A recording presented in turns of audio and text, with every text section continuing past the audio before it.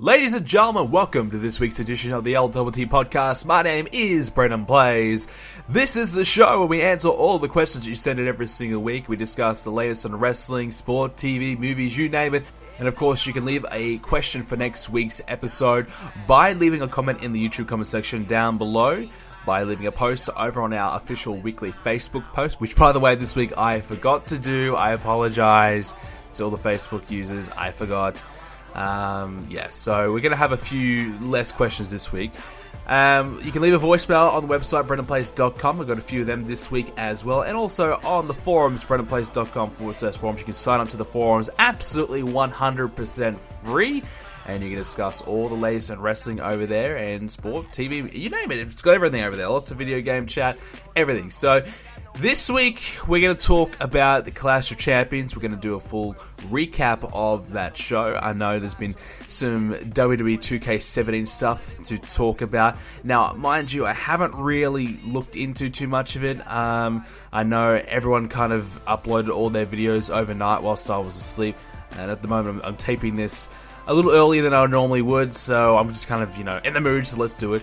But I haven't had a chance to really watch too much stuff. But, it's cool that everyone got a chance to do the pre-release stuff. It makes it a little harder for someone like me who doesn't get a chance to do, to go to these events, to upload, these videos. It makes it hard for me to kind of, compete and capitalize, I guess you can say, off those views and that hype.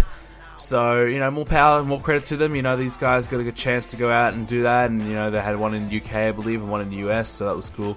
Obviously, nothing here in Australia. So it's a little frustrating that I couldn't get to do too much. But, so that's cool. They get a chance to do all that. And you guys get a chance to see some of the gameplay and footage early on. But from the looks of it, it looks all pretty good. I saw some screenshots of Universe Mode. That's really all I've seen. And it's a bit of a different look, instead of using renders and just kind of using the in-game pics of people now, for example, to kind of keep it all balanced and looking all same old, which is cool. But yeah, I gotta say, I think this game looks really good. I mean, I haven't seen too much, like I said. At the moment, honestly, my philosophy is when a game is about to release, I would rather experience it and load the game up and see it all for myself rather than watch someone else do it. That's just me.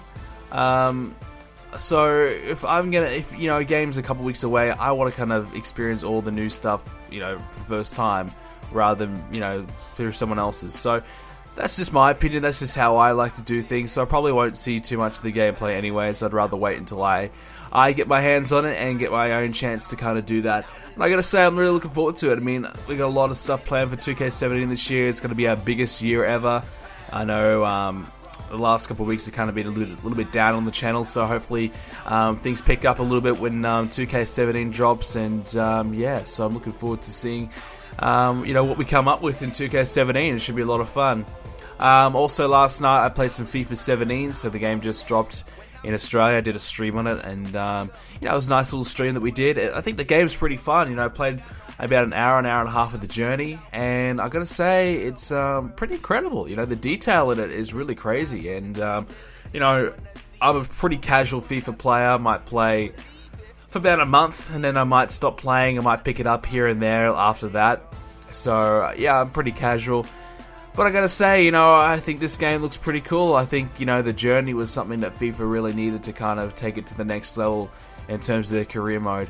It's kind of been a bit same old with them for the last few years. So taking this next step, doing something big, doing something great, really kind of puts them back on the same level as some of the other bigger name sporting games, especially NBA 2K. And speaking of NBA 2K, there will be no more career mode videos from me on NBA, unfortunately. I guess due to lack of interest, there's been, really little to no views on the videos, not much support, not many comments. So I guess that's kind of been a thing about my whole channel the last couple of weeks. But I decided because of the lack of interest, I will step away from NBA for a little bit. And so I was thinking about doing a GM mode, and I kind of contemplated, but I did play and start a GM mode, but I just wasn't enjoying it. I was really, really enjoying the career mode, and I recorded probably, 20 episodes, but unfortunately, I guess people just weren't really interested in watching me play career mode, because considering that so many other YouTubers are going to do career mode, and so why would they watch, me do career mode over the others? So I absolutely 100% get it.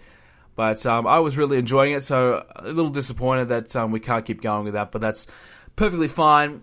And, I suppose it gives me a chance to kind of focus on getting 2K16 all wrapped up, which we are very close to finishing off. We got Monday Night Raw I've been working on today. Smackdown. I've recorded NXT TakeOver, so I've got to put all that together. Today we're going to start recording TLC. So at the moment we're scheduled to get the pay-per-view done for October 8th, I believe. I don't know when I'm getting WWE2K17, if I'm getting it early or if I'm getting it on time. I'm not 100% certain at this point. But, we're just going to have to try and get the pay-per-view done as soon as we possibly can. Maybe we might have to not release it on a weekend if it turns out I get 2K17 a little earlier. Maybe I need to get TLC done a little earlier as well. It just depends, when we do get the game.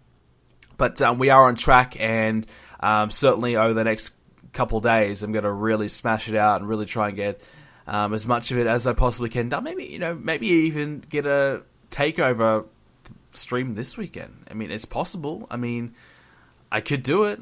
I just got to work hard and get it done. So today might be the day I might try and do that.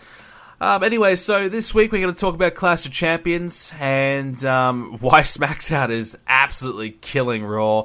Also this week, what I got up to this week, not too much really. Started this new diet thing on this little weight loss thing, so that's pretty cool. Really drastically changing my eating. Like, I'm eating like a third of what I used to eat. Like, I used to eat like a pig, man. You step back and you kind of realize that I'm a fat fuck. So I was just like, oh my god, I gotta fix something. So yeah, so I started this whole weight loss thing. So far, really good. I just got to keep going with that, and that's kind of been my thing that I've been focusing on this week. Going to the gym, been going to the gym every day so far, and working hard. Still kind of working around my injured ankle. My ankle is probably about 85% at the moment. It's still a little bit, wobbly at times. So I'm nearly getting close to running back on it, properly. I could kind of jog in it for a little bit, and after it hurts after a little bit. So I'm nearly getting back to kind of running, which would be good. I kind of want to get back and playing cricket soon. So, but at least, I can work out at the gym now, and I'm kind of doing well. So I'm trying to get my life back on track. I've been really slack out the last couple of years, so I'm trying to get my life back on track, and so far so good. I'm trying to get the videos done, trying to get the channel back on track. So that's kind of been my focus. I got some uni work I've got to do soon as well. So next month is going to be crazy busy for me. So so let's just hope it works out pretty well for me. Anyways, let's get straight into the wrestling chat. I had to kind of fill some time this week because there's not really too much to talk about in terms of wrestling this week. And like I said, we didn't have too many questions this week. So Clash of Champions, I thought the pay-per-view was good. I thought Clash of Champions, very long matches. I thought it just kind of had a lot of, every match felt long, every match felt good, but it just didn't give me a chance to kind of, cool down a little bit. It was kind of like go, go, go, go for the majority of the show.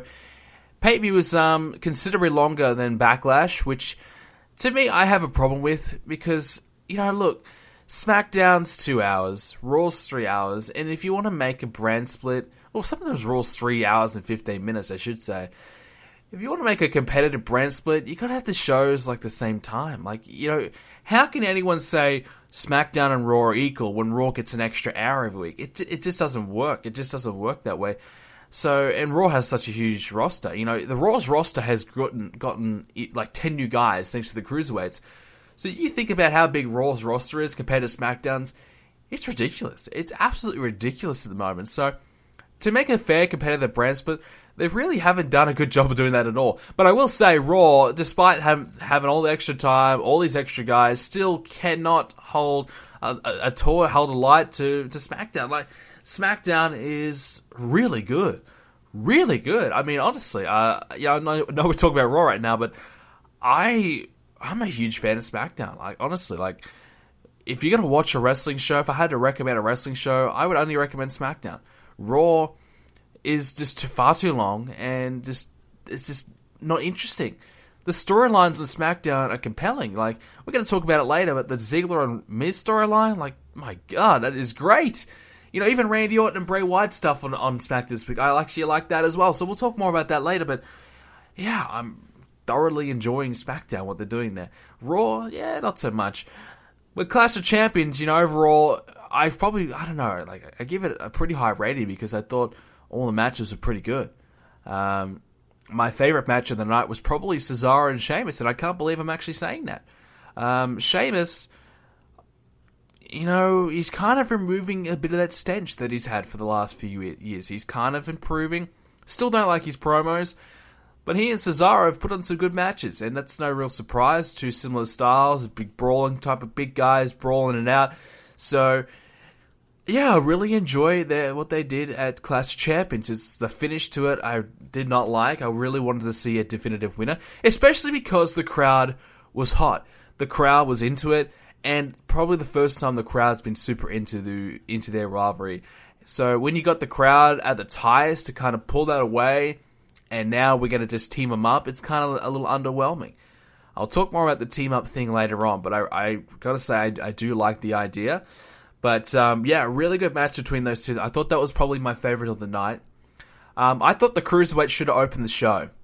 I think they came on second or something like that, but I think the Cruiserweight should have opened the pay-per-view, put a high-flying match on there, and should have kicked it off. I felt as though the Cruiserweight match wasn't great. I think a lot of people loved it. To me, I wasn't too hot about it. I just kind of... It wasn't that exciting for me. It just wasn't... It was just a regular match. It wasn't anything phenomenal. I will say, though, I like the fact that they're trying to do something different. Introducing the ropes, the purple ropes, is crazy but cool. And they're doing it like after, like especially on Raw, they'll keep changing it over. So that must be like a real pain in the ass for the production crew there. But I will say, like, adding like the logo in the corner, changing the turnbuckle pads, all that kind of stuff they're doing. And even like changing the screen on the ring as well, making it this whole completely different feel. I think it's cool. It feels like you're watching something that's not a part of Raw, which I think is probably what they are trying to accomplish. You know, separate this from Monday Night Raw. And, you know, they're doing a pretty good job of it. The problem with the Cruiserweights on Clash of Champions is because nobody knows who TJ Perkins is. I would say probably... 5%, and that's just a wild guess. 5-10% max of Raw and, you know, our regular WWE viewers, week in, week out viewers, watch the Cruiserweight Classic. Now, I didn't even watch the Cruiserweight Classic, and I'm a diehard fan. I only watched a few episodes of it. So when you introduce all these Cruiserweights, people don't know who they are. So to throw them, especially TJ Perkins, the Cruiserweight champion, to throw him his first appearances on a pay-per-view, and you expect people to cheer for him, you expect people to care about him, people don't know who the fuck he is. So how will people get behind him? How will people enjoy his work? So that's why the crowd was so dead for it. It's because they just, you know, booked it all completely wrong. I said it last week on the show. Why would TJ Perkins not debut on Raw a week before the pay-per-view? Why would you have him debut on the pay-per-view and have a title match, have a title defense? Like the champion, his first title defense is on a show he's never been a part of. That's crazy. So I just couldn't believe that they did that, and I feel like that was a real downfall with the Cruiserweight's performance this week on the Clash of Champions pay-per-view and on Raw. It's just not a smart idea. I just don't know why. But I guess the thing is, what else could they really do? You know, they kind of wanted to debut it right here and then, right before the pay-per-view, and just get it quickly into that pay-per-view to try and boost that pay-per-view. They probably should have spaced it out a little bit more. You know, done the pay-per-view, then debut the Cruiserweights, slowly introduce them, do big video packages about everyone, tell everyone who they're all about, what they do, you know, where they've come from, you know, what they've been all about for the last, you know, for their career, you know, what they've been doing. So introduce us to all these new characters. You know, it's like introducing a new character to a TV show and having him fight the villain, like have like a new villain, have him fight the hero in the story, and you don't even know who the hell he is. He's just randomly in this big, important, big fight, and you don't even know who the hell he is. You know, I don't know, that's a good analogy, but I tried. yeah, so it's just crazy. It's crazy, but I just felt as though the Cruiserweight match fell short of what I expected. Reigns winning gold, Roman Reigns winning the US Championship. Little surprising. And I know everyone was kind of expecting Reigns to win, but I actually thought Rusev might hang on to it. I thought Rusev was doing very well as a US champion, and I was enjoying his reign. But Roman Reigns, I think, can bring some more credibility and prestige to the US title. The only issue I really had is that Roman Reigns, before the match, didn't mention the US title, didn't say he wanted the US title. The only thing he wanted to do was beat Rusev's ass. He wanted to beat up Rusev and fight with him. Didn't care about the US title, so for him to win the US title kind of means, like, well, does he even really want to be US champion in storyline wise? So that's a little odd to me, but I think Roman Reigns will be a good US champion. I think he'll help that division out. How long will he hold the gold? I don't think for long. I think they need Roman Reigns in the main event division, so I don't know if this will be a really long title reign. I think many of us probably think, well, it's Roman Reigns, he's not going to lose the championship forever, But I think Roman Reigns might only have it for a couple months, because I think Roman Reigns needs to step back and compete against Kevin Owens and co. for that World Championship at some point, the US Universal Championship, whatever. Because, while Seth Rollins is doing well there, he can't be the only guy competing against Kevin Owens forever. So, mind you, I am really enjoying the Seth Rollins thing there, and we'll kind of transition into that now. Jericho interfering in the main event makes sense. I would have liked to have seen Triple H. Still don't know where the hell he is. Still don't know what the storyline is. Still don't know why he helped Kevin Owens win. And it's been, 4 weeks? It's been like a month. A month, and we still don't know why Triple H did that. I mean, what kind of storytelling is that? You make something huge happen, and you don't explain any of it. It just doesn't make any sense. It just doesn't make any sense. 4 weeks. 4 weeks we're being kind of questioning why. Why did Triple H do this? When is he going to explain himself? We thought, well, maybe the week after he did it. No. Maybe at the pay-per-view. No. Night after the pay-per-view. No. When? When's it going to happen? Are they going to drag this out? I mean, the rumor is that they're going to drag this out to WrestleMania. They want to keep this storyline hot for WrestleMania, so they don't want to execute it now. Then why would you do the interference now? If you're not going to do anything with this, why would you do the interference now, all this time away from WrestleMania? It just doesn't make any sense. I just don't get why. Now, there is that element of mystery. There's that element of surprise. There's an element of, well, what happened, why? But, are we going to have to wait 3 months for Triple H to come back and say, you know what, I just did it because I don't like Seth Rollins anymore, and give us that horrific payoff? I mean, the more you wait, the payoff better be better. So I don't know. I'm a little frustrated with that. But I thought Rollins and Kevin Owens was a good match. Jericho interfering makes sense. He's his best friend, blah, blah, blah. Jericho beating Sami Zayn, by the way.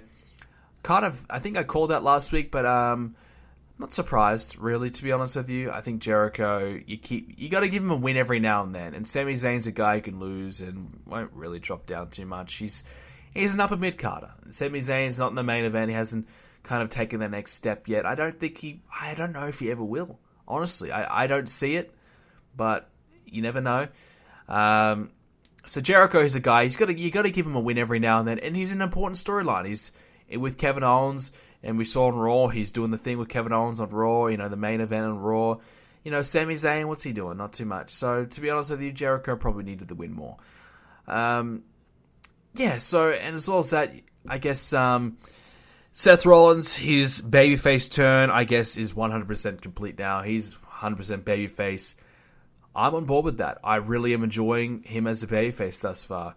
I think, generally it's like, well, if they're not a heel, I'm not going to enjoy them. But Rollins has always been a guy to me that I've always wanted to see a face rather than a heel. I think he's always more suited to being a face.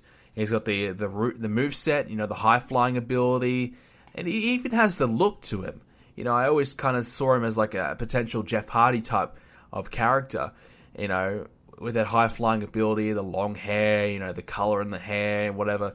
I always thought him as a little bit like that. I don't know if he's still anything like that now. His character's taken a huge, he's completely nothing like that now. But he's definitely, I think, got the makings to be a really good top babyface.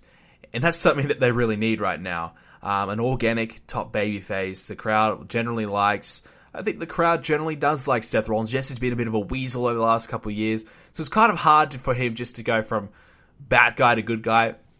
But the way they did it, it was more of a slow transition. It's been, transitioning over the past month since the Triple H thing. So, that's fine. It's a slow executed babyface turn, which I think was done pretty well. And I think he and Kevin Owens have feuded so far, so good. And I think they're going to have some good matches. I would say they're going to have a Hell in a Cell match, which would kind of make sense because, well, Jericho interfering, Triple H interfering, Hell in a Cell, no one can interfere. It kind of ties into the cage quite well. So the storyline will mix in quite well with Hell in a Cell. And that's something that rarely happens. So it's kind of probably a bit more of a coincidence, but it does kind of tie in well with Hell in a Cell. That's really all I have to say about Clash of Champions. Good pay-per-view overall. Women's match was good too. It kind of lacked some excitement and some big moments. Only really Roman Reigns winning the US title was the only big moment. But it was a good pay-per-view in terms of match quality. There were some good matches on there. It was a good card. It was certainly a stacked card, I thought, in terms of, matchups. I thought there was plenty of good matchups to look forward to. But just kind of lacked a little bit of excitement. So I don't know. I'll give it 7.5 out of 10. I don't know. Who cares? More Raw. We'll keep going with Raw. The ratings. I know the presidential election was on. What was it, 85 million people watched that? Crazy numbers. I didn't watch it, obviously. I watched, I think, 10 minutes of it. They were showing it here in Australia, in the morning. So I watched about 10 minutes of it when I was at the gym. I caught the last 10 minutes of it, and it seemed like a shit show.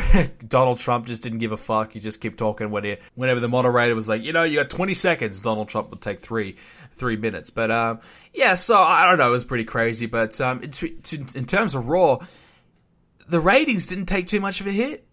Surprisingly, they only went down to 2.4 million. Honestly, I expected under 2 million at least. I thought maybe 1.5 million. I really thought the ratings of Raw would tank, but Raw, they only took a small hit, 200,000 viewers. So I got to give Raw credit. Maybe the fact that they came off a pay-per-view helped. Football and the election on at the same time. I really thought the ratings would absolutely plummet. But to my surprise, Monday Night Raw held strong. They did well. So congratulations to Raw. They did pretty good. They kicked off the show without a promo. They kicked it off with a US title match. I think the first hour of Raw wasn't competing against the election, so I think they probably wanted to have a really strong first hour to try and keep people watching. And they probably did that. A decent US title match with Reigns and Rusev. Went long. It was like a half an hour match, so that was fine. It was a different change. It was nice to not start it off with a promo. It's nice to do something a little different. And I think that's what Raw needs to do more. I still think the Cruiserweight should be opening Raw. I still think you have the Cruiserweights come out there. I know it's a little like WCW back in the day, but why not? Cruiserweights come out, first half an hour, have a match or two, crazy action, gets the crowd hot, excited, and you strike when they're at their best. You want the Cruiserweights to bring the most out of the crowd in terms of reaction-wise. Well, the best way to do that is at the beginning of the show. At the end of the show, no.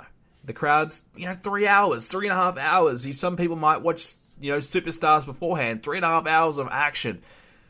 They're going to be tired. I've been to a show where it was only 2 hours and I was tired at the end of it. The main event, I was like, man, I'm just about out of gas. I've been cheering the whole night. In 2 hours, I'm just about ready to go home. I can't imagine 3 hours, 3.5 hours. I couldn't imagine a 5-hour WrestleMania. I couldn't imagine it. So the shows are really long, but, so for the Cruiserweights, you got to position them right, and that would be at the beginning of the show. Anderson and Gallows lost again. People give me shit this week because last week I said they should be fired if they lose, but honestly, they should probably think about going back to Japan. I mean, their run so far has been abysmal.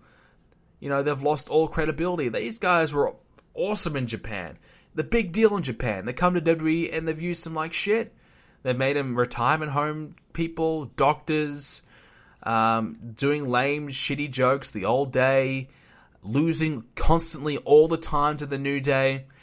I really thought Anderson and Gallows were going to be the team to beat the New Day, but I guess they now want the New Day to beat Demolition's tag team record, which, by the way, I'm kind of done with the New Day. I think it's time to drop the titles. I thought maybe they would give them the 400-day run, then on Raw they'll take that away. Unfortunately, no, it's still going and going. Long title reigns in this day and age can work, but the New Day have kind of cooled off, in my opinion, in the last 3 months. There was a period of time where they were awesome. You come out and they're one of the best things of the show. Now, I couldn't tell you what they do on the shows anymore because they're just forgettable. It's very same old, same old. They're running out of material. They need to kind of come up with something new. They got to refresh themselves because they're quite boring at the moment. It's just the same old thing every week, and their comedy isn't funny at the moment. So they've got to try and tweak that a lot. If they are going to keep these titles for another couple of months, they're going to definitely tweak their gimmick. Otherwise, people might just turn sour on them. Don't you dare be sour. Well, they might just be sour. That's just my opinion. And that's the thing. People criticize me for giving my opinion, and it's like, well, you've got your opinion, I've got my opinion, and if it doesn't agree, that's perfectly fine. We're not meant to agree with everything in the world, and if you agree with me, that's great. We're similar-minded people. You think the same as me, that's cool. But if you don't agree, that's fine. I know some people, have been slamming me for some things I say every week. Someone's always, at me every week, but that's fine. It's just, my opinion, so you don't need to take it so seriously. But for Gallows and Anderson, where do they go next? I have no idea.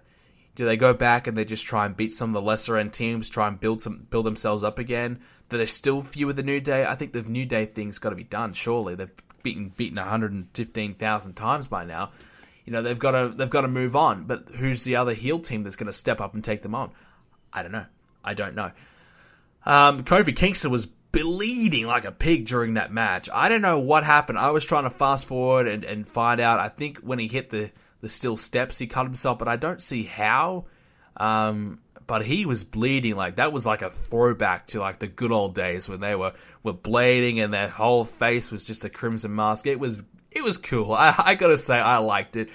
Unintentional, but I liked it. And I don't know, it didn't really add too much to the match because it was just so random, but I don't know, it was cool. I gotta say, I do miss the blood. I do miss the blood with the Hell in a Cell matches and whatnot. The blood on a random, he gets hit with a steel chair, he's fucking bleeding, or he gets punched really hard in the face, he's, cut open, or...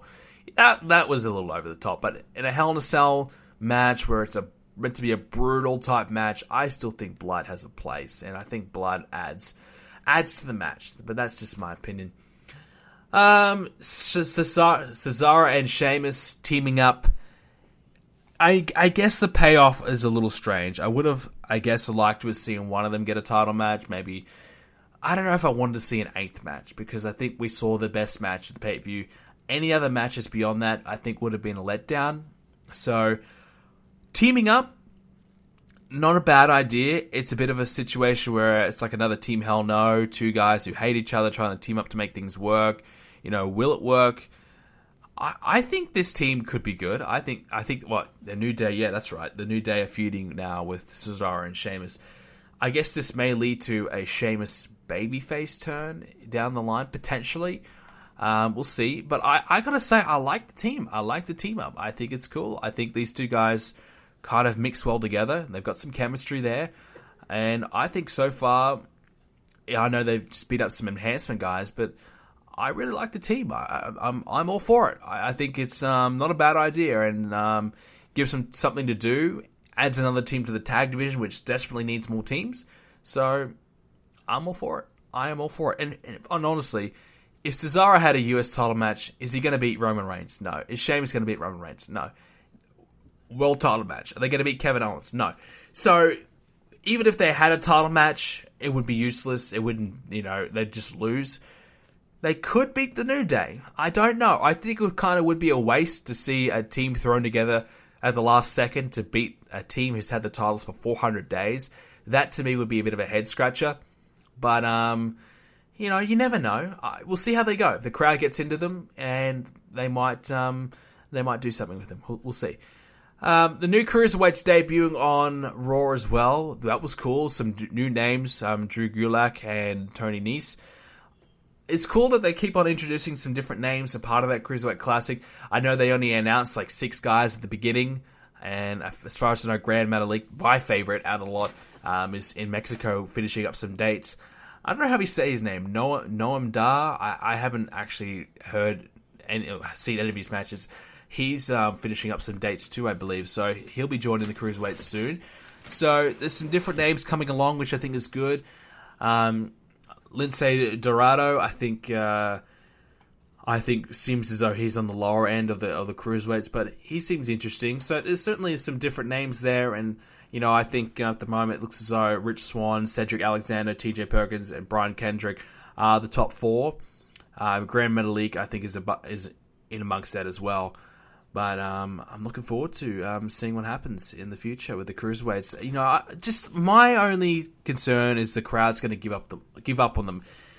Guys, we just have to give this a month, 2 months. We learn what everyone's all about. We see their matches. We start to enjoy them. We get behind them a bit better. Give it a month or 2 before we start shitting on it. It's going to take time. You introduce 10 new wrestlers to a show. It's going to take time before people start to get invested in them. Unfortunately, they haven't done a great job in trying to make you invested in them to begin with, but it's going to take some time, and we will get there. So the Cruiserweights should just have to kind of persevere and stick by, and eventually, I think it will be a success. Jericho and Kevin Owens still the MVPs of Raw. Jericho is on fire, like I've said for the last few weeks. Kevin Owens, he and Jericho just work so well together. So that's all I have to say. These guys are great. Probably my main factor of enjoyment of the show. Like the one thing that I enjoy the most is Chris Jericho and Kevin Owens doing something stupid, doing something funny.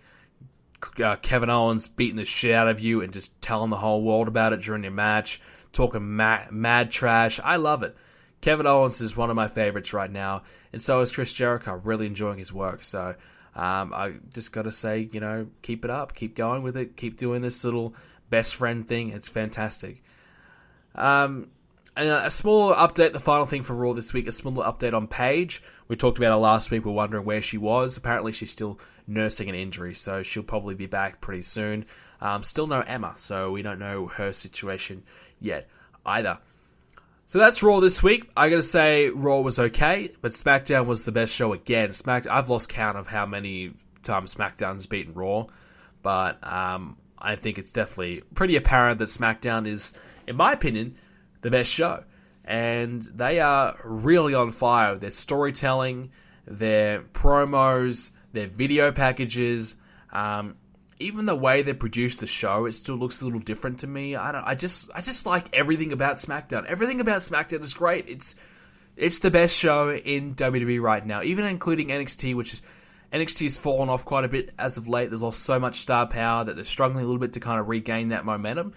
But SmackDown has kind of taken over, and in my opinion, 2 hours of great wrestling, good matches, great promos, great storytelling. It's got it all.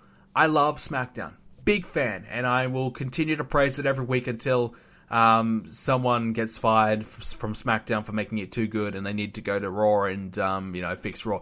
That's when things are going to get bad, when they go, well, SmackDown's so great, maybe we need to get the head writer of SmackDown and bring him over to Raw and make Raw better.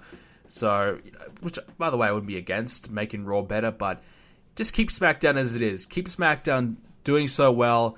I think the wrestlers are kind of proud of what they're doing on SmackDown too. They're not the A show. And this is what I kind of mentioned when the draft thing kind of began. I thought, well, maybe there'll be some competition among the boys because I guess they're considered to be on the B show. They want to try and make the B show the A show, and I think they have done that. I think Raw is struggling, and SmackDown is absolutely killing it every week. And I think I got to say, the MVP of SmackDown has been The Miz. And it's crazy that a guy that I thought 2 years ago I couldn't see him ever getting a push again. I thought he was done. Now, honestly, I wouldn't mind seeing The Miz back.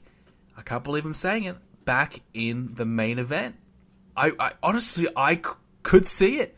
His gimmick, his promos, even some of his matches, I think he deserves that opportunity. So if this whole Ziggler and Miz thing does end up with Ziggler winning the belt, I wouldn't be against seeing the Miz move up. I think he deserves it. SmackDown has given opportunities to guys like Ziggler, like the Miz, who have been struggling for years, and they just need this chance. They need this opportunity to shine. They've been given that opportunity, and they have shined. AJ Styles, he's shined. It's crazy how well these guys are doing. It's crazy what they've been doing with the Miz, and I think they're thoroughly enjoying booking the Miz every week. You know, the angles they're doing with the Miz, the appreciation thing with Cleveland was fantastic.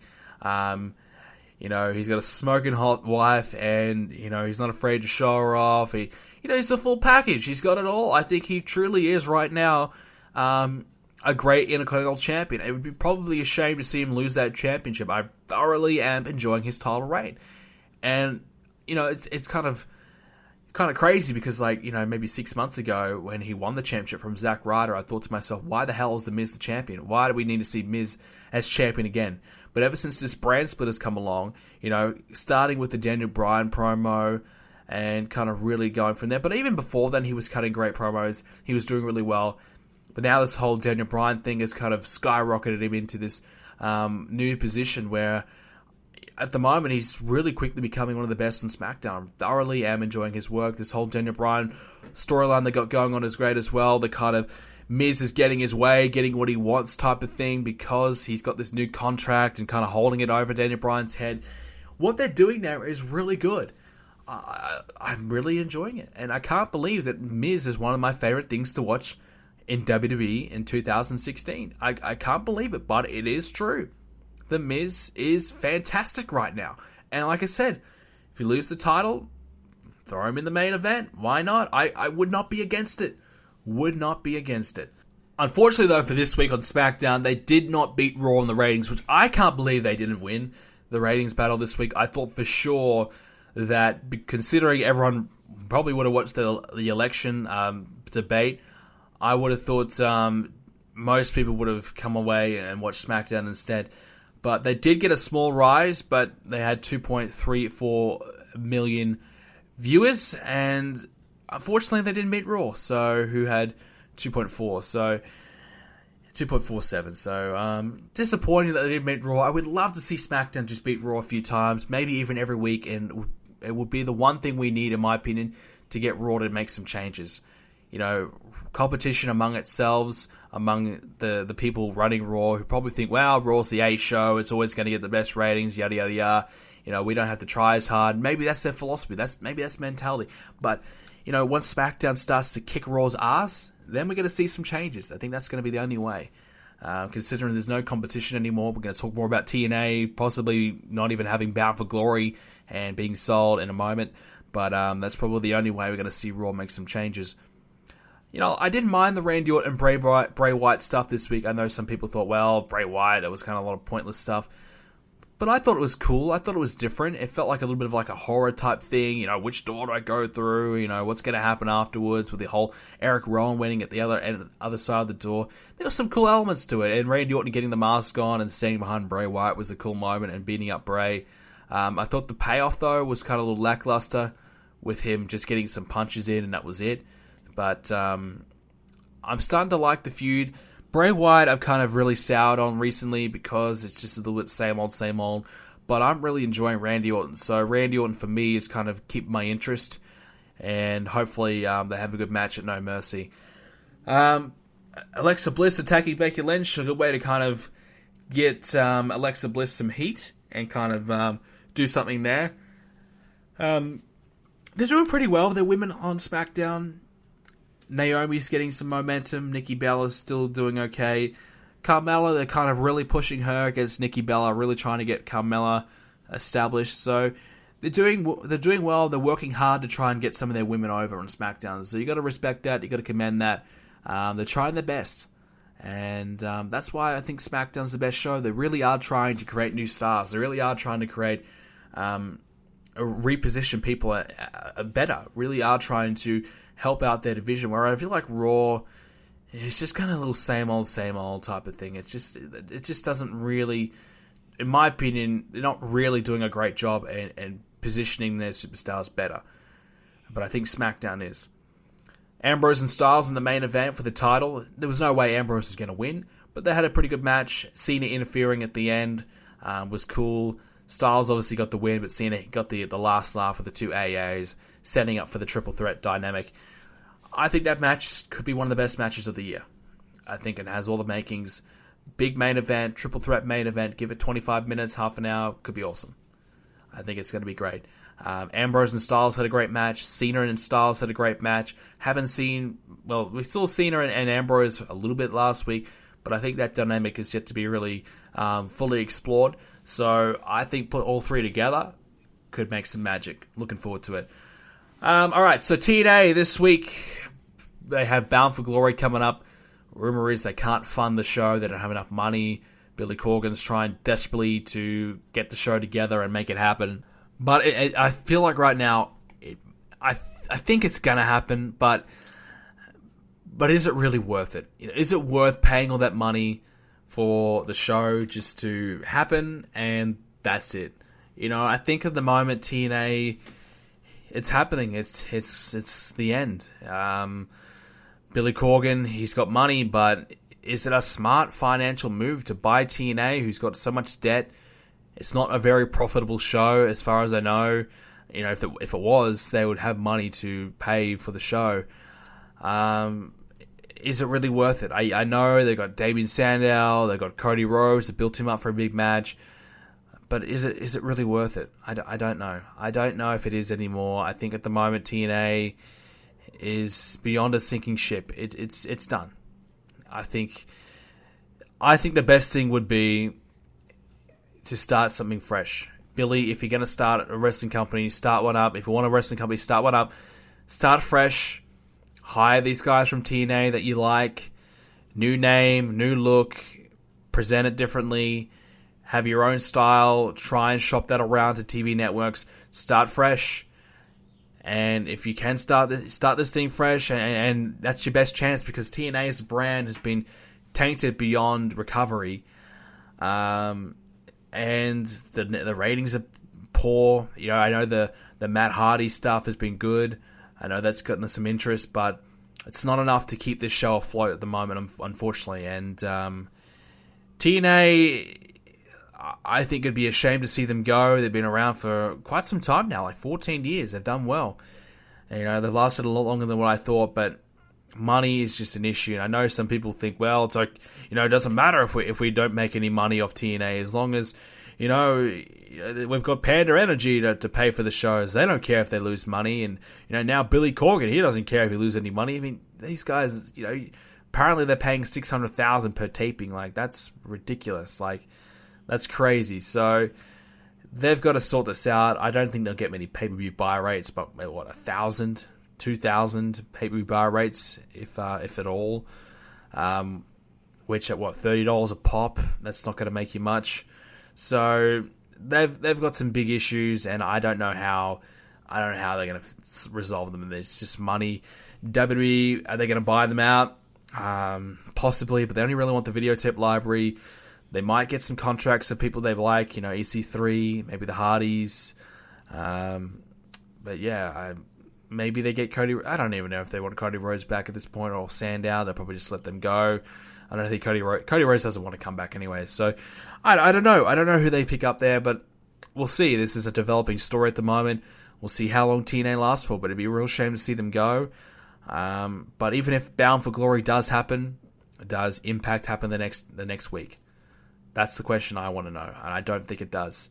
So it's a bit of a situation, the same with WCW. It's just not worth putting on anymore. The money's not there, and they might have to fold. The only thing I could see, the only thing that I would suggest for Billy, like I said, start fresh. It's a big process, but you've got the experience now. You know the people. Start fresh. Try and make your own company. Get some investors, get some backing, and do your own thing. And we'll see how it goes. Because Billy Corgan stepped into it, TNA had one foot in the grave, and Billy Corgan tried to step in it to save things, but it was never going to happen. So he might have some own luck starting his own. We'll see. But we'll see how that goes. All right, so we have a couple questions. Not too many this week to close out the show. We have some voicemails. First, we have our other question that's non-voicemail related. This one's from our good buddy, Killer Meme Star. Just this guy's a laugh. But anyways, his question, what's your favorite title ever? Favorite title ever, considering that my viewing came about in about 2005, my favorite title was always the World Heavyweight Championship, the big gold belt. And obviously Ric Flair having it back in the day, the WCW Championship, like the Bill Goldbergs having it and all that. I always picture, like my favorite wrestler at the time, Batista, The Undertaker having the belt, Kurt Angle, all these guys from a period of wrestling that really made me fall in love. So I always really, really, really have a soft spot for the big gold World Heavyweight Championship belt. Obviously now it's been tainted beyond recovery, but I always thoroughly enjoyed that championship. All right, so let's get into some of our voicemails. Hi Brennan, for 2K17, have you pre-ordered the normal version or the NXT edition? Cheers. I haven't pre-ordered anything yet. As far as I know, I will be getting sent a copy, but I feel like, just in case, I might pre-order the NXT edition, just so I have the NXT edition just to be safe. And if I have 2 copies of the game, so be it. I might. I think at the moment I have, I might use my girlfriend's PS4 to record matches and my current PS4 to record matches at the same time and just kind of, just completely work hard and just get everything done, on 2K17. So maybe 2 copies of the game would be such a bad thing. So at the moment, I don't have any copies pre-ordered, but I think I may get the NXT edition just to be safe. Just so I know for sure I have Nakamura, Jax, and Apollo Crews, 3 people that I really need. Nakamura and Jax are 2 champions. Apollo Crews, I've got big plans for when it comes to the main roster. So there's plenty of stuff I want to do there with those 3 people. So I need to make sure that I have them. So I probably will be getting the NXT edition. Do you watch What Culture Wrestling? And what do you think of Alberto Del Rio making his debut so soon after his release? Thank you. No, I've said it a few times now. I don't watch What Culture Wrestling. I don't care for it. To me, it's just an independent show that just happens to be on a YouTube channel. But look, they've done well in securing a few people for a few dates. A lot of people think, well, Alberto Del Rio signed to What Culture exclusively. It's not the case. A lot of people get that misconstrued. But in reality, he's just there for an appearance, for a match. So him appearing straight away after being released from WWE is really surprising because generally they have a no-compete clause. So obviously he kind of wrestled his way, no pun intended, around getting that clause, which is great for him. So he can go ahead and wrestle wherever he wants straight away, which is great. So he'll be a good addition for that show. That'll make it a bit more interesting for them. I think Alberto Del Rio will be a great free agent to have for all of these independent promotions in America and Mexico, whatever. I know he said he's only going to work a limited amount of dates. What was it, 50 dates or something like that? I don't know. But however many. So we'll see how it goes. Del Rio there will be cool, but like I said, I don't watch their wrestling show. I don't watch What Culture in general. I'm not a fan of their channel. I don't watch their channel, and that's not to say that their channel sucks or anything like that. I just don't care for it. I just don't have any real desire to watch. I don't really watch much wrestling content on YouTube at all. I listen to wrestling podcasts from a few select people, but that's really about it. I don't watch any people's WWE 2K16 stuff. I don't watch any people's kind of Raw reviews or anything like that. I listen to some podcasts, 2 wrestling podcasts. That's about it. So I don't really consume too much more wrestling content than I already get from WWE because, I make my own. I make so much of my own, like I would just kind of, be completely drained of any life if I consumed any more. So no, I don't watch any more wrestling, and I don't watch What Culture. Hi, Brendan. Huge fan. So my question for you is, first of all, what is your match card prediction for NXT TakeOver Toronto? And do you think the results would be for that? What is your match? What do you think is going to happen at No Mercy? Anything big? Any big matches to be announced? Any match card prediction? Hell in a Cell as well. what do you think will be the Hell in a Cell match? And another question is, and the last one, do you think anything big will happen on Raw, SmackDown? Anything really big will happen before Survivor Series? That's a lot of questions in one, but basically you're saying, is anything big gonna happen? Is anything big gonna happen? And the answer probably is no. WWE at the moment is a period of relaxation a little bit. This is like the low-end period of the year. This is kind of like the dead time where they're just trying to fill in time for the WrestleMania season. So, realistically, don't expect much to happen. You know, we might see some title changes. We might see a few new guys get an opportunity. But in terms of this so-and-so is going to return, a huge heel turn, this huge storyline, I don't think so. I think for the most part it's going to be a bit of cruise control up until the Royal Rumble season. That's when they'll get more subscribers. That's when more people will be interested in WWE. This is always their downtime. This is always their low period of the year. And this is the time where people are back to school, people working, people, new things are coming along, like sport, NBA's back, football's back. Christmas is not too far away. So this is like a period of the year where a lot of people tune off wrestling for a while. They might come back when things start to die down a little bit, and that's generally around, January, February, March. So WrestleMania time. So that's when they strike. Right now, nothing big is really going to happen. Alright, so guys, that will do it for this week's edition of the podcast. In terms of what I've been playing this week, just been playing, just been playing NBA. Just been playing NBA, making videos. Not too much at all, but just kind of doing that. I'm kind of still in a bit of a gaming rut. Going to play some FIFA, I think, after the show and kind of play some more of the journey. But thank you guys for listening into the show. If you could, please leave a like on this episode if you are on YouTube. If you are on iTunes, please do leave a rating for the show. All ratings do help us grow. And keep sharing the show around to your friends. And we've got plenty of new content coming your way. We're going to finish up WWE 2K16. And we're going to have NXT TakeOver and TLC back-to-back very soon. So lots of content coming your way. Going to get some more Smackdown vs. Raw done as well. I need to kind of work on that. And then we're going to be all, smooth sailing for WWE 2K17, where you'll basically see maybe 2-3 videos a day from me. 1, 2, 3 Mike Remo videos a day, a Universe Mode video every day, maybe 2 Universe. I don't know, it's going to be crazy. I'm just going to be working retardedly hard. I'm going to be trying to work my best to get my channel booming, to get the best content for you guys, to work my best to try and make things good and keep you guys entertained. Thank you very much for listening in, guys. Hope you all have a great week, and I'll see you all next Thursday.